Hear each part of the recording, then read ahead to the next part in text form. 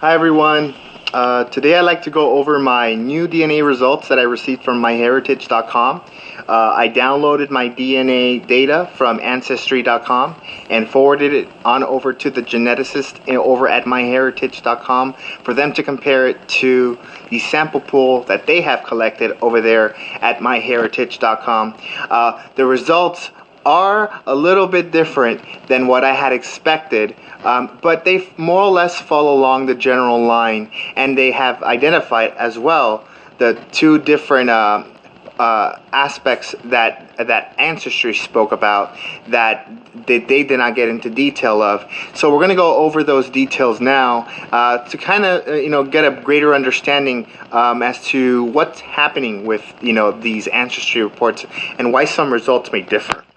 So, as far as the new results are concerned, as you can see, we have the American results, which happen to be my South American roots. My South American roots, according to Ancestry, was around the Andean region. In the actual MyHeritage.com results, I got a 61.6% as opposed to the 38% that I received from Ancestry.com, which is a very significant difference. However, again, because of the DNA sample pool that they have collected is different than Ancestry's, the results may vary. However, I'm going to be doing this with all of the different companies that they do offer, so we're able to get a more exact number as to how my ancestry is, or where my ancestry is really made up from. As you can see, there's a 35.7% European, which it was at a 55% over at Ancestry.com once we added all of the lower confidence regions and the Southern European region that I received from Ancestry.com. Here it's 35.7%. And then Asia at 2.7%, and West Asia, they consider it the Syrian, Armenian, the Georgian. That general area is where they consider to be the West Asia. Now, the region part is very important because if we click on where it says America, you're going to see that they separated my portion of the country that I was born in into Central America, which is unorthodox. Traditionally, they have always made the Mexican general region the central part of America.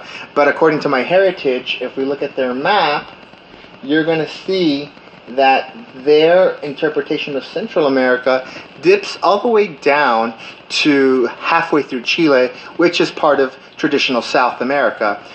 So it's really interesting to see, the different perspectives here, because of course there's always going to be a different opinion as to how things are or how things should be. And that's okay as long as we're able to, come to a general conclusion about the different results that we're going to get, and at least have it make a great amount of sense. The second part that I'd like to talk about is the European region.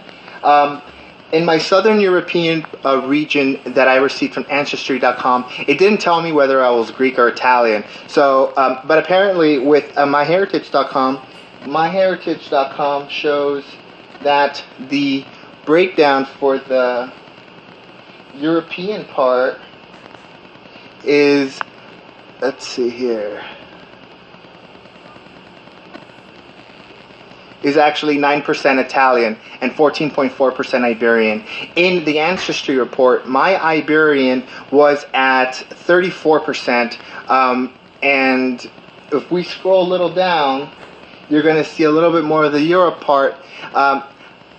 There's a 9% Irish, Scottish, and Welsh, and I had a 1% in Ancestry, in the Ancestry report. That must mean that the part of my DNA from my Irish, Scottish, and Welsh that was submitted over to MyHeritage were submitted primarily to MyHeritage as opposed to Ancestry, which is really interesting. If we scroll a little bit more down, I had a 2% Jewish over at Ancestry.com, and with MyHeritage.com, they identified what part of the Jewish region I was Jewish of, and apparently that is an Ashkenazi Jew, which is the Polish area. which is really interesting. Now, of course, if we scroll a little down, you're going to find Asia.